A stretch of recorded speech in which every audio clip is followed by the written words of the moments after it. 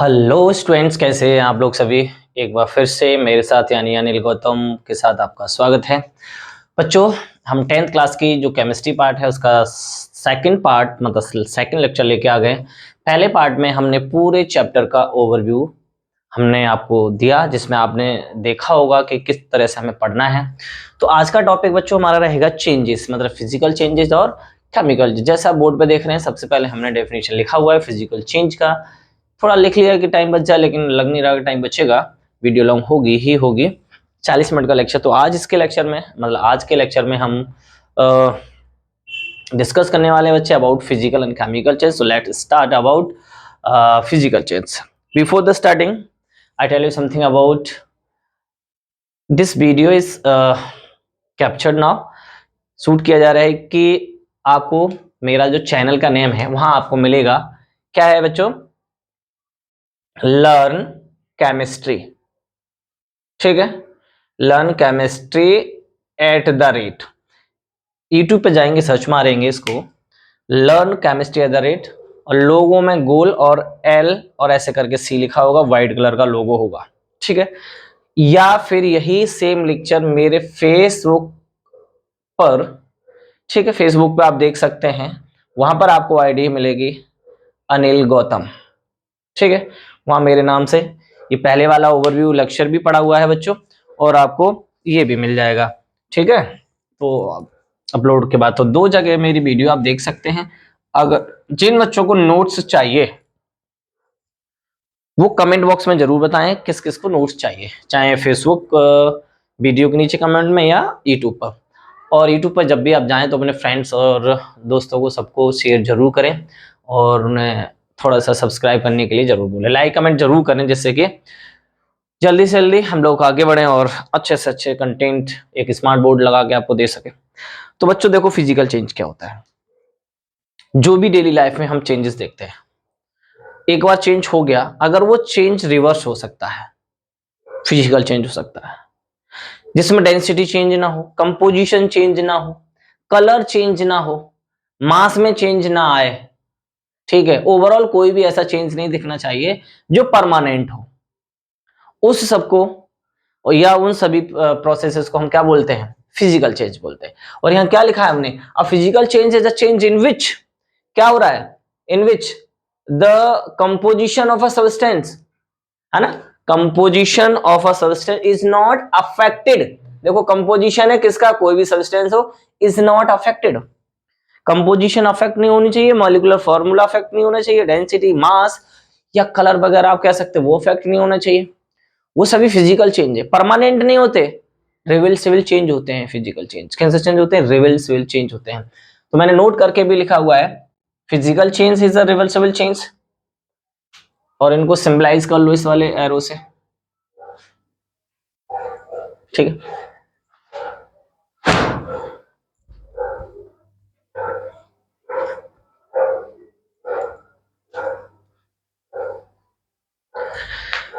Sorry बच्चों, समझ I think there so disturb हो गया, कोई नहीं, चलो अब हम देखते हैं। तो फिजिकल चेंज क्या होता है, जहां पर कोई न्यू सब्सटेंस फॉर्म नहीं होगा, जो भी प्रोसेस हो रहा होगा फिजिकली होगा, तो जिसमें कंपोजिशन में बदलाव नहीं होगा, मॉलिक्यूलर फॉर्मूला में बदलाव नहीं होगा, मतलब वो चेंज आपका बच्चों परमानेंट नहीं होगा। Let's see by the definition, the physical change is the change in which composition of substance is not affected. फिर और क्या लिखा है, means no new substance is form, कोई भी नया सब्सटेंस नहीं बनेगा।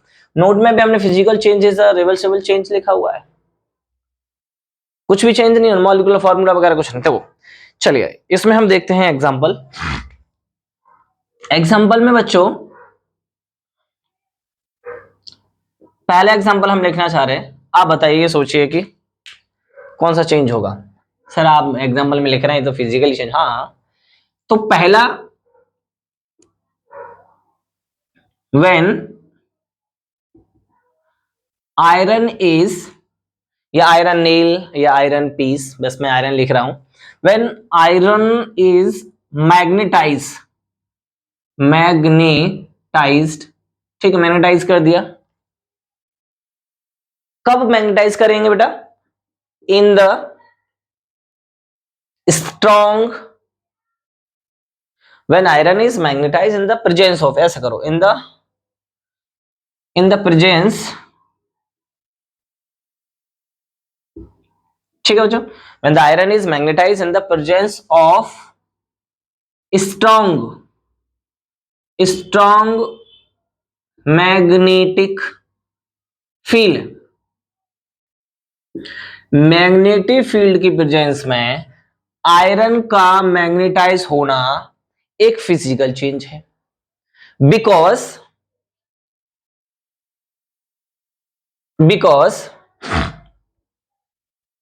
जो मैग्नेटाइज आयरन किया वो दोबारा से, बिकॉज अब ये कह रहा है कि चेंज, फिजिकल चेंज क्यों है, तो because there is no change in colour, ठीक है बेटा, और क्या लिख सकते हैं, डेंसिटी, ठीक है, डेंसिटी, और क्या बता सकते हैं कि जिसमें चेंज नहीं हुआ है, कंपोजिशन कर लिख दो, ठीक है, कंपोजिशन एंड मास, जब केमिकल को रिएक्शन हुई नहीं तो ना मास इंक्रीज होगा ना ही मास डिक्रीज होगा, एंड मास 8 ये रीजन आपको दे दिया, वैसे तो हम एग्जांपल लिख के छोड़ देते। तो आयरन इज मैग्नेटाइज या magnetize iron is example of physical change, इतना याद रखना है, मैग्नेटाइज ऑफ आयरन। सपोज करो एक मैग्नेट ले ली आपने, भारी भरकम एक अच्छी स्ट्रॉन्ग मैग्नेट ले ली, उस मैग्नेट पर आपने कोई एक आयरन का जो से कॉइन्स वगैरह या आयरन का कोई पीस आपने वहां चिपकाया मैग्नेट पे, अब वो चिपक गया, ठीक है, क्योंकि उसकी टेंडेंसी अट्रैक्ट करने की आयरन वाली चीजों को, वो चिपक गया। अब दूसरा कोई आयरन का पीस उस आयरन के ऊपर ही चिपक सकता है, हम बिल्कुल चिपक सकता है, पॉसिबल है, क्योंकि उस भारी भरकम मैग्नेट ने उस आयरन के पीस को मैग्नेटाइज कर दिया, उसके अंदर भी मैग्नेट की प्रॉपर्टी आ गई, तो वो चिपका लेगा और भी चिपक जाएगा, तो इस तरह से वो आयरन क्या हो गया, मैग्नेटाइज हो गया। तो क्या उस आयरन का पीस उस पे मैग्नेट पे चिपकने से, ठीक है, क्या उसमें कोई केमिकल चेंज आया, क्या आयरन के फॉर्मूले में मतलब मॉलिक्यूलर चेंज आया, या उसका कोई कंपोजिशन बदला, क्या उस आयरन के पीस का कोई कलर चेंज हुआ, डेंसिटी के पार्टिकल कम ज्यादा हो गई, क्या कुछ हुआ, नथिंग मच, कुछ नहीं हुआ, सिर्फ मैग्नेटाइज हुआ। मैग्नेटाइज मतलब उसके अंदर प्रॉपर्टी आ गई, दूसरे और आयरन के पीसेस को या आयरन के कॉइन्स को चिपका लिया, तो इसको बोलते हैं मैग्नेटाइज ऑफ आयरन, और ये फिजिकल चेंज होगा, ठीक है। तो फिजिकल चेंज क्या है, when iron is magnetized in the presence of the strong magnetic field because there is no change in the colour, density, है ना, कंपोजिशन एंड मास। अगर सर इसको रिवर्सिबल करके बताओ, कुछ नहीं करना, ओनली हीट कर दो, रिवर्स ऑन रिवर्स, ऐसा लिखो, ऑन हीटिंग, ठीक है, on heating it is reversed, ठीक है लो, बस कुछ नहीं करना, उस आयरन को, उस जो कॉइन्स है या आयरन का पीस है ना, उसको लो, उसे हीट कर दो, मैग्नेटिक प्रॉपर्टी खत्म। इस तरह से इसको रिवर्स किया जा सकता है, तो ये नोट करो, चूंकि आगे मुझे नहीं लगता, देखें एक बार चेक करके कि हमारा सब कुछ जो बोर्ड पे लिखा है वो विजिबल है, कैमरा ओके है या नहीं है, चल रहा है बच्चों। तो आई थिंक थोड़ा सा जगह मिलेगा, एक एग्जाम्पल और लिख सकते हैं हम, विजिबिलिटी 100% है। तो अब देखो बेटा दूसरा एग्जाम्पल क्या लेना है, हमें दूसरा एग्जाम्पल लिखना है, कौन सा, आप जब किसी बुक में पढ़ेंगे शायद ये ना मिले, तो नोट जरूर करते चलिएगा, डेफिनेशन वगैरह, ठीक है। तो एक एग्जाम्पल ये हो गया, उसके बाद बेटा आगे क्या लिखें, इंटर कन्वर्जन, इंटर कन्वर्जन, ठीक है बेटा, इंटर कन्वर्जन ऑफ स्टेट्स, ठीक है, अगर किसी भी मैटर की या किसी भी सब्सटेंस की इंटर कन्वर्जन करते हैं उसके स्टेट को, जैसे सॉलिड से लिक्विड में, लिक्विड में गैस से, गैस से लिक्विड में, लिक्विड से सॉलिड में, तो वो किस तरह का चेंज होगा, वो बच्चों फिजिकल चेंज होगा। कौन सा चेंज होगा, फिजिकल चेंज होगा। चलिए फिजिकल चेंज होगा, ठीक है, कुछ डेफिनेशन तो लिख ली होगी, एग्जाम्पल हटाएं इनको, चलो और एग्जाम्पल देखिए फिजिकल चेंज के अंदर, ठीक है, ये this is a definition, example खत्म हो गया। तो inter conversion of state is also a physical change, and the magnetized iron is a physical change because there is no change in mass, composition of molecular formula या molecules या फिर substance, कोई भी change नहीं होगा इस वजह से। अब एग्जांपल नंबर बेचा नेक्स्ट देखेंगे क्या। नेक्स्ट दो एग्जांपल हमारे हो चुके क्या, मैग्नेटाइज्ड आयरन नील, ठीक है, एक ये लिखवाया हमने। दूसरा आपको दिया क्या दिया बेटा, इंटर कन्वर्जन ऑफ स्टेट, ठीक है। अब example number third physical change में देखो, व्हेन ब्लू कलर, ठीक है, when blue colour copper sulphate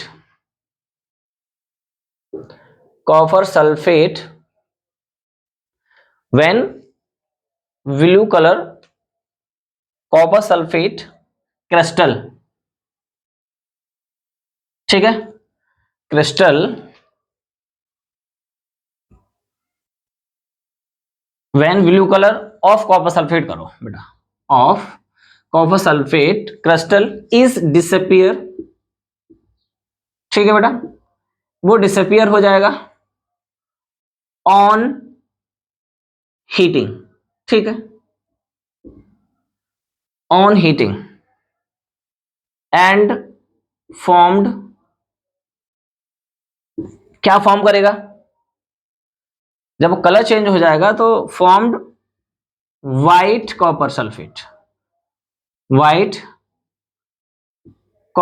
form करेगा,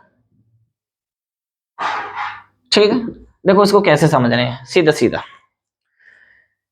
when blue color of copper sulfate crystal is disappear, blue colour of copper sulphate crystal is disappear हो जाएगा on heating and form white copper sulphate ही बनाएगा। Sir क्या कहना चाह रहे, देखो ये कहना चाह रहे, मान लो हमारे पास है कॉपर सल्फेट 5H2, ठीक है, इसको हम करेंगे हीट, क्या करेंगे बच्चों, इसको हीट करेंगे, और नॉर्मली हीट करना है, ज्यादा नहीं करना। तो क्या होगा, कॉपर सल्फेट बनेगा और जो 5 मॉलिक्यूल ऑफ वाटर हैं वो अलग हो जाएंगे। ये रिएक्शन है। अगर ये ऐसा रिएक्शन आपको देखने को मिल जाए तो आप किस तरह का चेंज बताओगे, फिजिकल चेंज बताओगे या केमिकल चेंज बताओगे, बताओ। ये फिजिकल ही चेंज है, क्योंकि बच्चों ये जो कंपाउंड है इसका नाम है, ध्यान से सुनना, कॉपर सल्फेट पेंटाहाइड्रेट, ठीक है। सर वहां इतना क्यों लिखा, वो शॉर्टकट इतना भी लिख सकते हैं लेकिन हमने पूरा लिखा है। तो कॉपर सल्फेट पेंटाहाइड्रेट या बेटा इसको ब्लू, ठीक है, विट्रियोल, ध्यान से ब्लू विट्रियोल भी बोलेंगे, पेपर में यही आया हुआ है सीबीएसई बोर्ड में, ठीक है। तो इसका ये नाम जरूर रखना है। जब इसको हमने अलग किया तो कॉपर सल्फेट जो कि सॉलिड फॉर्म में बनेगा, और ये स्टीम में बनेगा या लिक्विड में बनेगा, गर्म करेंगे तो स्टीम में बनेगा, सीधी सीधी बात है ना, तो जो वो उड़ जाएगा बाहर। तो ये जो रिएक्शन है आपकी फिजिकल चेंज है। इसका कलर कौन सा है, ब्लू कलर का है, और ये जो कंपाउंड बनके तैयार होगा बच्चों ये आपका व्हाइट कलर का बनके तैयार होगा। सर ये रिवर्सिबल चेंज है, हाँ जी है। सर ये फिजिकल चेंज है, सर बताओ इसको रिवर्स कैसे कर, कुछ नहीं करना, जो आपका ये बनके तैयार हुआ है ना ये कॉपर सल्फेट, इसमें कितने वाटर के मॉलिक्यूल हैं, 5, इतने दोबारा से अगर वाटर के मॉलिक्यूल जनरली हम ऐड कर दें तो यही बनके तैयार हो जाएगा, फिर ब्लू कलर हो जाएगा। तो कलर भी चेंज नहीं हुआ, कंपोजिशन भी चेंज नहीं हुआ, बेशक यहां से पानी उड़ गया है, पानी तो लग हुआ है, आप मिला दीजिए रिवर्स हो सकता है, सेम कंपाउंड बनके तैयार होगा। तो कॉपर सल्फेट जो क्रिस्टल है, ठीक है, जो कि ब्लू विट्रियोल कहलाता है या कॉपर सल्फेट पेंटाहाइड्रेट है, इसको आप नॉर्मली अच्छे से धीमे धीमे इसको अगर हम गर्म करते हैं तो 5 वाटर मॉलिक्यूल को बाहर रिलीज हो जाने से कॉपर सल्फेट बचेगा। दोबारा से इतने ही वाटर मॉलिक्यूल ऐड कर दें तो कॉपर सल्फेट, तो this is a physical change. Green vitriol नहीं है, ये ब्लू विट्रियोल रहेगा, ग्रीन वाला आयरन सल्फेट वाला है।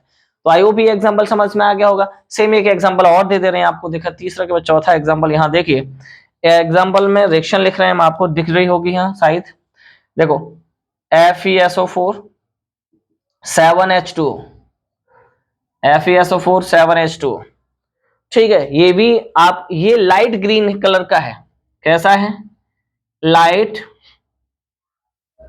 ग्रीन, और इसको बोलेंगे बेटा ग्रीन विट्रियोल।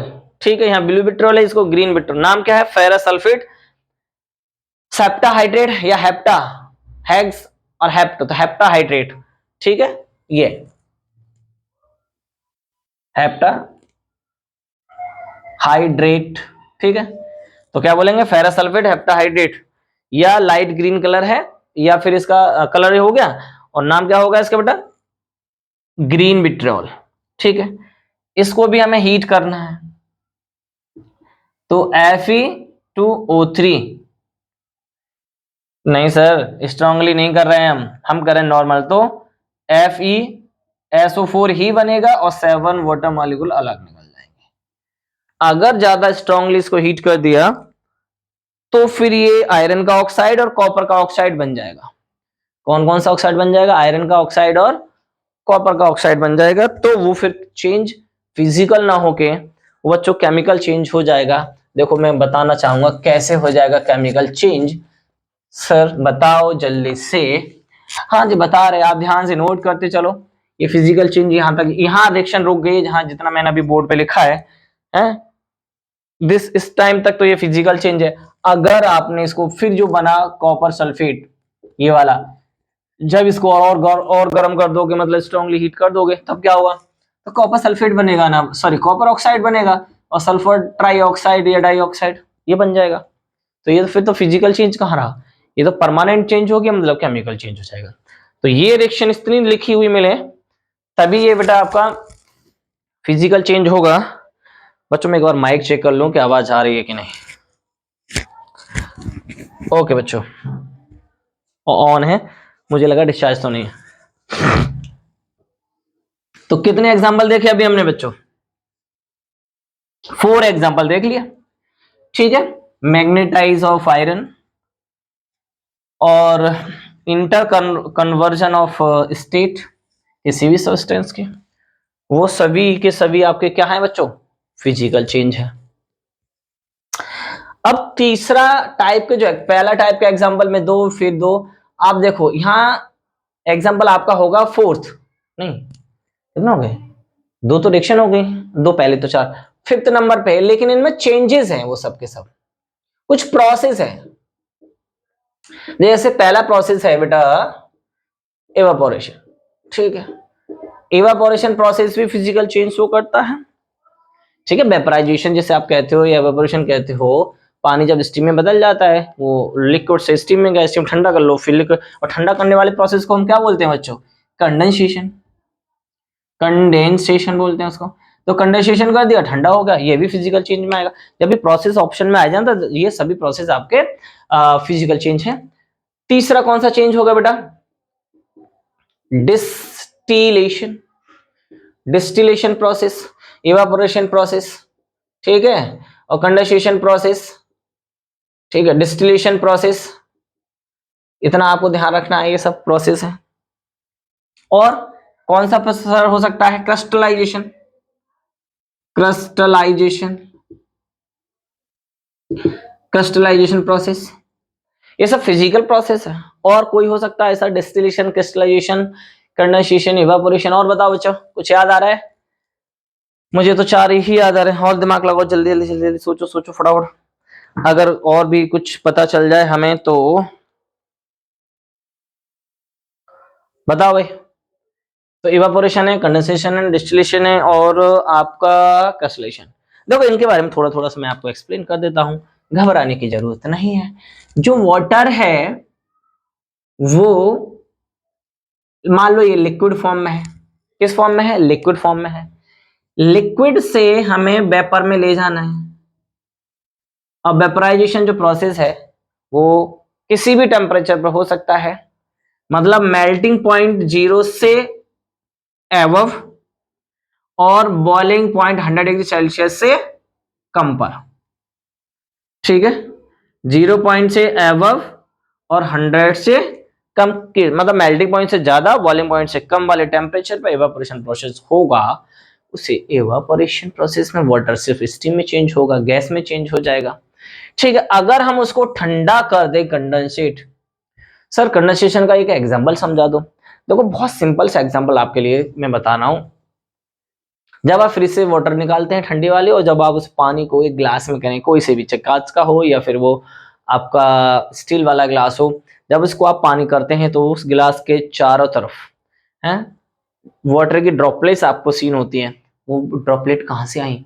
एटमॉस्फेयर में प्रेजेंट जो वेपर के फॉर्म में पानी घूम रहा है वो आके चिपक गया, वो पानी वो ठंडा हो गया, वहां कंडेंसेशन प्रोसेस हो रहा है। तो ये सारी चीज समझनी है। डिस्टिलेशन प्रोसेस से हम क्या करते हैं, किसी एक सॉल्यूशन जो मिक्सेबल लिक्विड बने, मिक्सेबल सॉल्यूशन होगा, जैसे अल्कोहल एंड वाटर का मिक्सचर, उसको सेपरेट करने, जो उसको जो अलग अलग करते हैं, मतलब वाटर में से अल्कोहल को अलग करने के प्रोसेस को डिस्टिलेशन बोलते हैं। ठीक है, एक फ्रैक्शन डिस्टिलेशन अलग प्रोसेस है। तो वाटर से अल्कोहल अलग करने वाले प्रोसेस को डिस्टिलेशन, और क्रिस्टलाइजेशन की जो अभी दो एग्जांपल हमने बताए, किसी भी सॉलिड में से जो सॉल्ट है उसमें वाटर मॉलिक्यूल्स का सेपरेट होना, वो क्रिस्टलाइजेशन कहलाता है। ठीक है, तो डिस्टिलेशन में अल्कोहल में से वाटर में से अल्कोहल या अल्कोहल में से वाटर निकालने की प्रोसेस को हम क्या बोलेंगे? डिस्टिलेशन। तो ये सारे एग्जांपल्स आपके फिजिकल चेंज में आएंगे। और बताओ फिजिकल चेंज में अब इससे बाहर आपका कुछ नहीं आना, जितना चाहो उतना पढ़ लेना आप कहीं से भी। अब तो बहुत सारे सर नॉर्मल एग्जांपल आपने लगाए, लिखे ही नहीं, जितने चाहो एग्जांपल लिख लो। जैसे टीयरिंग ऑफ पेपर, ये आपकी बुक में लिखे होंगे, टीयरिंग ऑफ पेपर, क्या लिखना है? पेपर का फटना हो जाएगा, है ना। मेल्टिंग ऑफ आइस, ये लिख लो, मेल्टिंग ऑफ आइस। अब फील आ रहा है शायद, मेल्टिंग ऑफ आइस, आइस का पिघलना भी फिजिकल चेंज है, जितना लिख लो। कटिंग ऑफ ट्रीज या cutting of would, cutting of trees, अरे पेड़ का कटना भी तो फिजिकल चेंज है ना। और बताओ कितना चीजें, ब्रेकिंग ऑफ स्टिक, ब्रेकिंग तोड़ रहा, ब्रेकिंग ऑफ किसका? स्टिक, लकड़ी को तोड़ दी तो भी फिजिकल चेंज है ना। Freezing of water, freezing of water, ये भी फिजिकल चेंज है ना। मेल्टिंग ऑफ आइस हमने लिखी थी, कितने सारे लिखोगे। अब ये तो सिंपल है ना, आपको देखते ही पहचान जाओगे जो पढ़ाए गए। ये वाला, ये इससे पहले दो केमिकल जैसी रिएक्शन थी, वो इससे पहले इंटर कन्वर्जन ऑफ स्टेट, है ना। इंटर कन्वर्जन स्टेट का मतलब यहाँ पर ये बच्चों कि जैसे हमने आइस लिए और आइस को हमने किस में पहुंचा दिया? लिक्विड में। तो लिक्विड से कहाँ पहुंच गया? गैस। तो एक ही चीज है, वाटर ही है, वाटर का इंटर कन्वर्जन चल रहा है ना। ये सारी चीजें आपको ध्यान रखनी है। तो यहाँ पर हमारा बच्चों खत्म होता है फिजिकल चेंज। ये देखें कितने मिनट की वीडियो है, अगर ज्यादा हो गई होगी तो केमिकल चेंज अगले लेक्चर में ले लेंगे। बच्चों 22 मिनट की वीडियो हो चुकी है, अब बताओ क्या करना है? कितने ही रहने दें फिजिकल चेंज में, या केमिकल चेंज भी पढ़ाते हैं? तो ज्यादा हो जाएगा 40-45 मिनट का। चलो एक काम करते हैं, इसमें फिजिकल चेंज केमिकल चेंज पढ़ा देते हैं, कुछ ज्यादा दिमाग नहीं लगाना है और ना ज्यादा टाइम लेंगे, है ना। 22 मिनट में हमने ये सारी चीजें सीखी, और ये जितने भी प्रोसेस अभी बोर्ड पे लिखे हैं already you have learn in 9th class. 9th class में पढ़ चुके हो सर, हमारे टीचर ने नहीं पढ़ाया, वो उनकी गलती है। बेशक सिलेबस में से रिड्यूस हो गया, उससे कोई लेना देना बच्चों नहीं है। ठीक है, अगर सिलेबस में से रिड्यूस होगा तो भी आपको पढ़ना है, तो भी आपको पढ़ना है, तो भी आपको पढ़ना है। सिलेबस में से रिड्यूस हो गया है तो भी आपको पढ़ना है। क्यों सर? देखो बार बार आ रहा है, 10th में भी आ गया, तो समझना तो आपको ही पड़ेगा। बच्चों थोड़ी सी इंक डाल ली इसमें, और आप देख सकते हैं कि केमिकल चेंज में क्या होगा। केमिकल चेंज एक परमानेंट चेंज होगा, जिसमें एक नया सब्सटेंस फॉर्म होगा या न्यू सब्सटेंस फॉर्म होगा। उसका कंपोजिशन भी चेंज हो सकता है, मॉलिक्यूलर स्ट्रक्चर भी चेंज हो सकता है, कलर भी चेंज हो सकता है, और डेंसिटी भी चेंज हो सकता है। इन मास में भी कुछ ना कुछ आपको चेंजेस देखने को मिल सकता है। तो ये सारे ऑब्जर्वेशन केमिकल चेंज में होगा। परमानेंट होगा मतलब कि इरिवर्सिबल होगा, चेंज नहीं हो सकता। जो प्रोसेस हो गया वो हो गया, उसको रिवर्स कराना बस की बात नहीं है। तो केमिकल चेंज कौन से चेंज होते हैं? The change in which a new substance is formed. ठीक है, नया सब्सटेंस उसमें बनेगा केमिकल चेंज में। In change the composition of moleculars, composition भी चेंज होगा और मॉलिक्यूलर स्ट्रक्चर चेंज होगी किसी भी सब्सटेंस की, वो होगा आपका बेटा केमिकल चेंज होगा। तो अंडरगोइंग चेंजेस आर कंसीडर होते हैं, चेंजेस चलते रहते हैं। Chemical changes are reversible, change होता है, वन डायरेक्शन होगा तो आप ऐसे दिखा देंगे। ठीक है, इसके एग्जाम्पल के लिए आप बहुत सिंपल से आप सोच सकते हैं, समझ सकते हैं। मैंने 1 मिनट के लिए लिखा कि ला चलो 1-2 मिनट बच जाएगा, है ना, लिखने के लिए, तो बचा लिया। तो सबसे पहले एग्जाम्पल लिखे हम, rusting of iron. Rusting of iron बेटा केमिकल चेंज है, जंग लगती है, धीमे धीमे धीमे धीमे धीमे धीमे लोहा खराब होने लगता है, रेडिश ब्राउन कलर की उसके ऊपर लेयर बन जाती है। कौन सी कलर आया हुआ पेपर में क्वेश्चन, रेडिश। फिजिकल चेंज आपका सिलेबस में नहीं है 10th क्लास का, but chemical change in your syllabus already. जहां जहां केमिकल चेंज होगा वहां केमिकल रिएक्शन होगी, केमिकल रिएक्शन चैप्टर स्टार्ट, है ना। तो रस्टिंग ऑफ आयरन, जैसे कोई आयरन हमारे पास है और वो आयरन सॉलिड फॉर्म में हमने लिया, है ना, एटमॉस्फेयर में वाटर के मॉलिक्यूल्स हैं और एटमॉस्फेयर में ऑक्सीजन भी प्रेजेंट है, तो इस तरह से आयरन, ठीक है, Fe2O3XH2O ये बन के तैयार हो गया, है ना। और ये जो है, जो रस्ट है, इसको हम रस्ट बोल सकते हैं, और इसका कलर क्या है बेटा, रेडिश, रेडिश ब्राउन। अरे वाह कितना सुंदर, ठीक है बेटा, ब्राउन, रेडिश ब्राउन कलर इसका है। तो रस्टिंग ऑफ आयरन, है ना, जो एटमॉस्फेयर में जो मॉइस्चर है, मॉइस्ट एयर है, उसके प्रेजेंस में जो आयरन है वो खराब हो जाता है। तो रस्टिंग ऑफ आयरन आपका बेटा केमिकल चेंज है, रस्टिंग ऑफ आयरन आपका केमिकल चेंज है। दूसरा एग्जांपल क्या देखेंगे, जितने भी सब्सटेंस है ना, तो क्या लिखेंगे हम, बर्निंग ऑफ एनी सब्सटेंस। जितने भी सब्सटेंस बर्न होंगे वो सबके सब केमिकल चेंज के अंतर्गत आएंगे। अगर हम थर्ड एक और लिखना चाहें, क्या लिखना चाहें, एक्सप्लोजन लिख लो, एक्सप्लोजन ऑफ अ वर्क, या जैसे क्रैकर का फटना, मतलब जितने भी एक्सप्लोजन वाले वर्क हैं सब में, पटाखे वगैरह जो होते हैं ना, उन सब के केस में हम देखेंगे तो बर्निंग, और ये जब ये सारी चीजें हो रही होंगी, है ना, बर्निंग होगा किसी भी सब्सटेंस का, या एक्सप्लोजन होगा कोई भी वर्क जिसमें पटाखे वगैरह फोड़ने वाला का काम होगा, तो इन सभी में बेटा क्या होगा, लाइट भी आपको देखने को मिल सकती है ना, साउंड भी सुनने को मिल सकता है, आपको बहुत तेज आवाज हो सकती है, कंपोजिशन भी चेंज होगा, ठीक है, कंपोजिशन भी चेंज आपको देखने को मिलेगा, लाइट साउंड, है ना, और कलर भी चेंज देखने को मिलेगा, ठीक है, क्या कलर भी, सर यहाँ होगा, सब कुछ होगा, लेकिन यहाँ एक्सप्लोजन में तो आवाज होगी, साउंड होगी, लाइट भी निकलेगी, यहाँ लाइट का कोई लेना देना है नहीं, यहाँ आवाज का कोई लेना देना नहीं, कलर चेंज हो रहा है तो ऑलरेडी लिख दिया, कंपोजिशन भी चेंज हो गया वो भी हमने लिख दिया, ठीक है। तो 1 2 3 एग्जाम्पल ये केमिकल चेंज के आपके हो गए, है ना। अगर केमिकल चेंज का ये एग्जाम्पल है, नेक्स्ट देखिए आगे, है ना बेटा, बहुत ज्यादा लेंदी नहीं करेंगे इस वाले पार्ट को, पर आपको ये सीखना जरूरी है, ठीक है। तो डेफिनेशन आई होप कि आपने ये लिख ही लिया होगा, पॉज करके आप लिख लीजिएगा इसको, ठीक है। ये एग्जांपल जैसे ही आपने लिखा, उसके बाद हम लिखते हैं बच्चों 4th नंबर पे वही कॉपर सल्फेट, दोबारा समझाना चाहता हूं इसको कि ये केमिकल चेंज है या फिजिकल चेंज। मैंने इसको स्ट्रॉन्ग क्या करा बेटा, स्ट्रॉन्ग हीट करा, स्ट्रॉन्ग हीट करा मैंने, तो स्ट्रॉन्ग मैंने हीट करा तो कॉपर ऑक्साइड बच्चों और सल्फर डाइऑक्साइड और 5 मॉलिक्यूल ऑफ वाटर की मान लो रिलीज हो गए। बैलेंस नहीं कर रहा हूं, बैलेंस से कोई लेना देना, बस समझा रहे हैं। अब इसको आप केमिकल चेंज नहीं, फिजिकल चेंज नहीं कर सकते, अब ये केमिकल चेंज होगा, क्योंकि अब ये रिवर्स नहीं होने वाला, ऑक्साइड बन गया कॉपर का, देख लो, ठीक है। इस तरह से आप समझो। और अदर एग्जांपल में आप लिख सकते हो, आप क्या लिख सकते हो, बताओ क्या लिख सकते हो, हमारी बॉडी में जितने भी चेंज जैसे ऑर्गन का इंक्रीज होते हैं बॉडी के अंदर, वो कौन सा चेंज है, केमिकल है फिजिकल, केमिकल चेंज होगा क्योंकि अंदर रिएक्शंस होती हैं, है ना।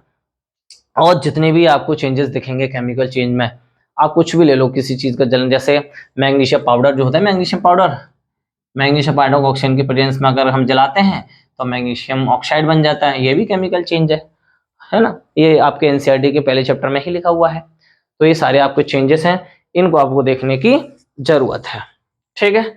तो केमिकल चेंज के बारे में। अब और एक एग्जांपल है बर्निंग ऑफ कैंडल, ठीक है। तो कैंडल का जो जलना, कैंडल जो है, आपके ऊपर छोड़ता हूँ, कमेंट बॉक्स में बताना वो किस तरह का चेंज है, फिजिकल है, केमिकल है, या दोनों है।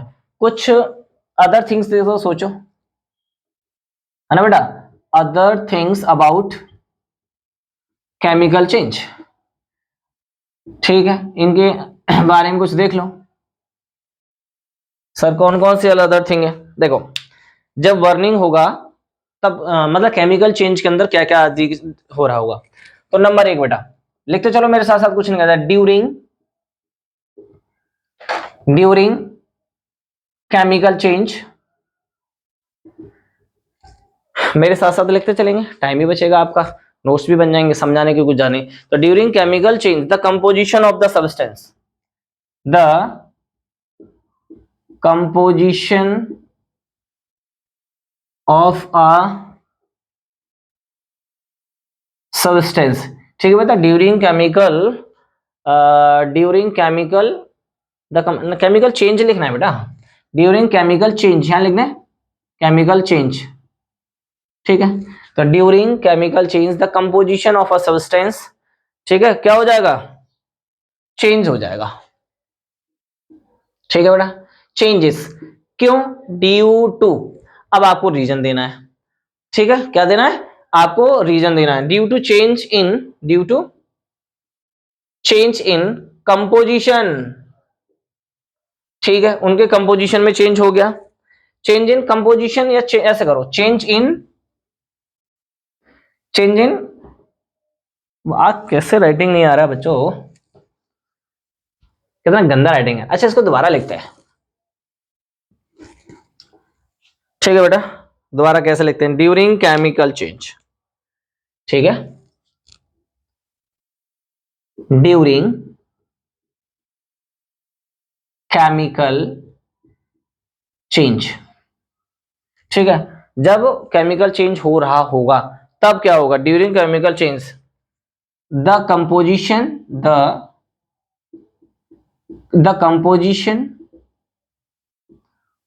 ऑफ सब्सटेंस, ठीक है, of a substance changes due to, किसके कारण? Due to change in, due to change in constituent particle of substance. ठीक है, बहुत ध्यान से सुनने की जरूरत है। जब भी कोई केमिकल चेंज हो रहा होगा, है ना, तो the composition of substance change हो जाएगा। किसके कारण चेंज हो रहा है ये आप देखने की जरूरत है। देखो, due to change in the constituent particle of substance, जो सब्सटेंस है जिन जिन पार्टिकल से मिलकर बना है उनमें कुछ ना कुछ कंपोजिशन में बदलाव आएगा, बॉन्ड टूटेंगे, दूसरे नए बॉन्ड बनेंगे, कोई नया कंपाउंड बन के फॉर्म हो जाएगा, तो ये चेंज हो जाएगा, है ना। कम ज्यादा भी होगा, मास में होगा, उसको बैलेंस कर लेंगे, लॉ ऑफ कंजर्वेशन मास को फॉलो करेगा। ठीक है बेटा, एक पॉइंट ये ध्यान रखना है ना। और जब केमिकल चेंज होगा तो बेटा आइडेंटिटी, ठीक है, identity of substance is lost, मतलब जो पहले था वो नहीं रहा, जैसा कलर था, जैसा कंपोजिशन था, वो लॉस हो चुका है। तो ऐसा आपको देखने को नहीं मिलेगा। दूसरी और क्या बात हो सकती है केमिकल चेंज में बेटा? एनर्जी, ठीक है, जो एनर्जी होगी किसकी, जो चेंज में एनर्जी निकलेगी भी और एनर्जी एब्जॉर्ब भी होगी। तो वही लिखो, एनर्जी इज एब्जॉर्ब्ड और रिलीज, ठीक है, ड्यूरिंग चेंज, ऐसे लिख दो, ड्यूरिंग चेंज। जब चेंज हो रहा होगा तो एनर्जी रिलीज होगी और एनर्जी ऑब्जर्व्ड भी होगी। ओवरऑल एनर्जी ज्यादा ली गई होगी तो एंडोथर्मिक प्रोसेस होगा, और ओवरऑल एनर्जी ज्यादा रिलीज होगी तो वो एक्सोथर्मिक प्रोसेस हो जाएगा। ये थोड़ा सा मैं आगे बताऊंगा आपको। और कुछ लिख सकते हैं केमिकल चेंज के बारे में? कंपोजिशन बदलेगा तो कंस्टिट्यूट पार्टिकल के सब्सटेंस में कुछ ना कुछ बदलाव आएगा, है ना। आइडेंटिटी सब्सटेंस लॉस कर देगा, कलर हो जाएगा अलग हम दिखेगा, मास भी कम हो सकता है, बढ़ सकता है, डेंसिटी कम ज्यादा हो सकती है ना, मॉलिक्यूलर स्ट्रक्चर भी बदल सकती है, और एनर्जी या तो प्रोसेस ज्यादा लेगा या कम लेगा। रस्टिंग ऑफ आयरन का ध्यान रखना, वो एक्सोथर्मिक रिएक्शन है, एक्सोथर्मिक लिख लो, है ना। सर ये बीच में कहाँ से बोल दिए? बोल इसलिए कि पेपर में कई बार एक आ चुका है कि रस्टिंग ऑफ आयरन किस तरह की रिएक्शन है। कॉम्बिनेशन लग रहा था लेकिन कॉम्बिनेशन पे आप ठीक मत करिएगा, वो आपका एक्सोथर्मिक रिएक्शन हो जाएगी, है ना। आप लिख सकते हो क्या क्या रखते हो, मतलब केमिकल जो चेंज है वो कैसे है बेटा? इरिवर्सिबल।